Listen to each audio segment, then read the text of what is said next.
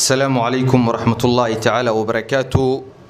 دمان مرتي شرفتا قيبيد كلا دوان سيدا حلباندا مامل goboleedyada dalka matalayaasha jaamacadaha dalka ku yaal sida jaamacadda Imaam iyo jaamacadda Horseed sidoo kale waxaan salaamayaa gudoomiyaasha bulshada rayidka ka socda gobolka Banaadir ee maanta munaasabada nagula sugan sidoo kale waxaan halkaan rabaa inaan ka salaamo gudoomiyaasha ururada hoos yimaada ama qayb ka ah ururada gobolka Banaadir iyo dhammaan kan golaha iskaashiga dhalinyarada Soomaaliyeed sidoo kale waxaan u mahadcelinayaa halkaan salaan bogaadin leh kaga diraya marka hore dhammaan marti sharafta qaybeeda kala duwan inta kadib golaha iskaashiga dhalinyarada Soomaaliyeed waa gole la aasaasay 5 sano ka hor isla markaana 5 sano jirsaday golaha iskaashiga dhalinyarada Soomaaliyeed muddadii uu jiray waxa uu qabsoomay oo uu soo hirgeliyay howlo fara badan oo bulshada waxtar u leh sida ka qayb qaadashada iyo taakuleynta abaarihii ka dhacay dalka sidoo kale waxa uu golaha iskaashiga dhalinyarada Soomaaliyeed kaalin xoog leh ka qaatay sidii ardayda Soomaaliyeed ee baahiyaha u haysa waxbarasho la'ida heerka sare ee jaamacadeed in ay kala qayb qaataan in ay siiyaan waxbarasho ama deeq waxbarasho oo heer jaamacadeed ah sidoo kale golaha iskaashiga dhalinyarada Soomaaliyeed isaga uu ka duulaya midnimada iyo wadajirka dhalinyarada Soomaaliyeed muddadii uu jiray waxa uu hirgeliyay in dhammaan dhalinyarada Soomaaliyeed heer state iyo heer federaalba uu isku xiro isla markaana uu noqdo gole taabagala bulshadana ka hela aqoonsi buuxa iyo dawladda federaalka Soomaaliya intaba golaha iskaashiga dhalinyarada Soomaaliyeed waxa uu dabcan u taagan yahay sidii uu u samata bixin lahaa dhammaan dhalinyarada Soomaaliyeed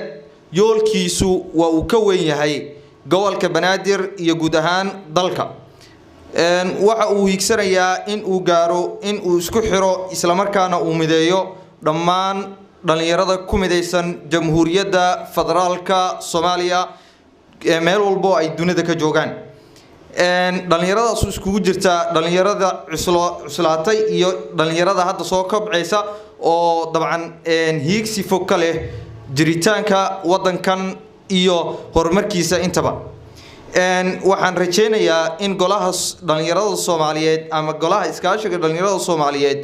uu noqdo gole ay iska dhax arkaan dhammaan ummadda Soomaaliyeed meel walbo ay joogaan Miras Caseer ilaa Ras Kamboni marka waxaan ugu baaqayaa dhammaan dhalinyarada Soomaaliyeed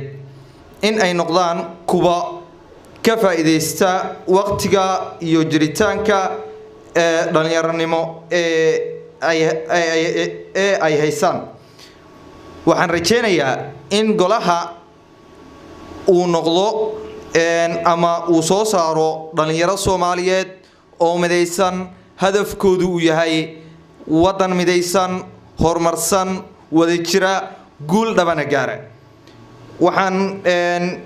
dhammaan jaamacadaha dalka siyaasiyiinta iyo bulshada qaybaheeda kala duwanba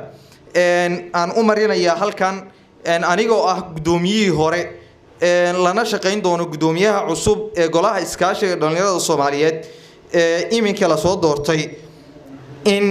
dhalinyarada Soomaaliyeed waqti loo huro la taabageliyo la maalgeliyo waxa la maalgeliyana waxa ugu qiimaha badan waxa weeyaan dhalinyarada Soomaaliyeed guud ahaan wadankeenu waxa ay ka yihiin 70% waxaan rajeynaynaa awood ay hayaan iyo tamartooduba in laga faa'iideysto loogana faa'iideysto cilmigooda iyo waqtigooda inta kadib waxaan leeyahay golaha iskaashiga dhalinyarada Soomaaliyeed waxa uu u furan yahay muddadii uu jirana uu u furnaa dhammaan dhalinyarada Soomaaliyeed